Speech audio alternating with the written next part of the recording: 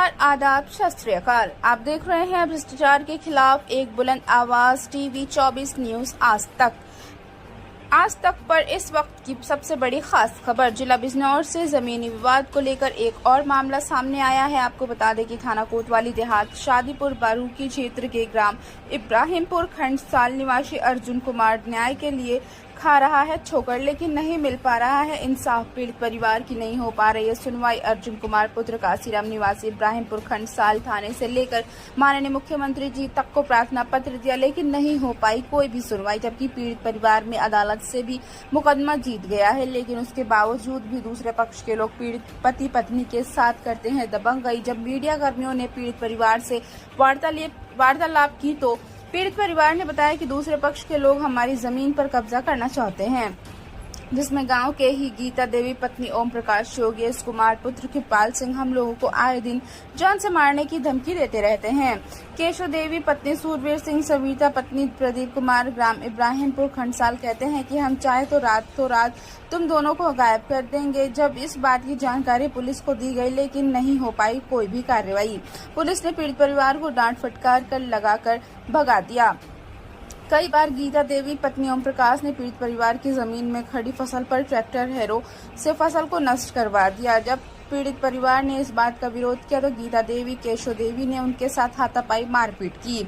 इस बात से तंग आकर पीड़ित परिवार ने अपने बयान में यह कहा कि अगर हमें इंसाफ नहीं मिलेगा तो हम जिलाधिकारी कार्यालय बिजनौर में अन्न जल पर बैठेंगे।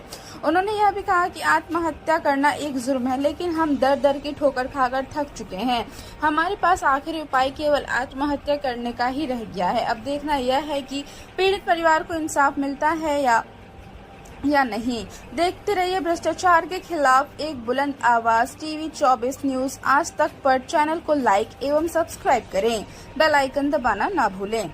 बिजनौर से अनुज वर्मा की रिपोर्ट। जी, क्या नाम है आपका? मेरा नाम अर्जुन सिंह है जी। जी, क्या परेशानी है आपको? परेशानी है जी, हमारे खेत का बंटवारा हुआ था। ये खेत हमारे रखा है जिस पर हम खड़े हुए हैं इस समय, और हमारे चरी इन्होंने चोरी से काट ली। विपक्षियों ने जो है ये कृष्ण कुमार के गीता देवी के बटाईदार हैं, इन्होंने हमारी चरी जो है चोरी से काट ली। हमने जब इनको मना किया तो मना करने पर हमें जान से मारने की धमकी देते हैं। ये केशव देवी, योगेश और सविता, ये इनका कहना है कि हमें कृष्ण कुमार ने कहा है कि इनको जान से मार दो। अब हमें जो हम खेत पर भी काम करने से नहीं आ सकते। अच्छा, कृष्ण कुमार कौन है? ये कृष्ण कुमार हमारे बड़े भाई हैं मुझसे। ये जई हैं और ये वहाँ रहते हैं बिजनौर। अच्छा, बिजनौर में जी हैं इस समय? बिजनौर में नहीं जी है। हम दोनों यहाँ रहते हैं गांव में, बच्चे हमारे बाहर रहते हैं। हम लोगों को इनसे जान माल का खतरा है, पूरा खतरा है। हम खेत पर भी काम करने आने से मजबूर हैं। ये हमें खेत पर भी नहीं आने देते। इनका कहना है कि यदि खेत पर काम करना आओगे तो हम जान से मार देंगे। हमने काफ़ी प्रार्थना पत्र दे दिए, उसके बाद भी कृष्ण कुमार और गीता देवी इतने साथी रहे, इनके बटाईदार इतने साथी रहे कि वे बाज नहीं आ रहे। कानून हमारी कोई सुरक्षा नहीं कर रहा, कोई बात हमारी नहीं सुन रहा। हम यहाँ तक मजबूर हो गए। हमने डीएम साहब को प्रार्थना पत्र भी दिया, उस पर हमने लिख दिया कि हम अंजल त्याग करके अनशन पर बैठ जाएंगे, लेकिन हमारी कोई सुनवाई नहीं करी गई। अब हम मजबूर हैं कि कलेक्ट्रेट परिसर में आकर के आत्महत्या ही करने का एक विकल्प रास्ता हमारे पास बचा है। इसके अलावा हमें और कोई रास्ता नहीं दिखाई देता,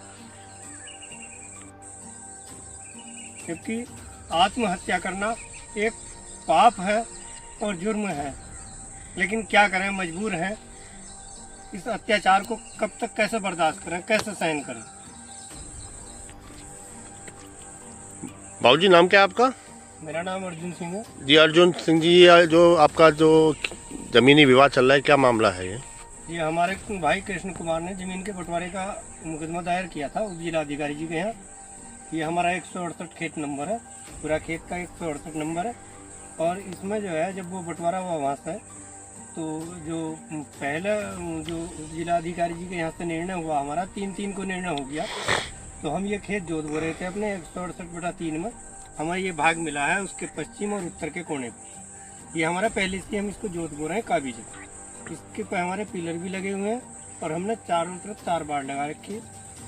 उसके बाद जो है जब हमारे फिर हमने इसमें अपनी चरी बोई। ये चरी हमारी जो है उन्होंने चोरी से एक गीता देवी है हमारी भाभी बड़ी, भाई तो हमारे नहीं रहे।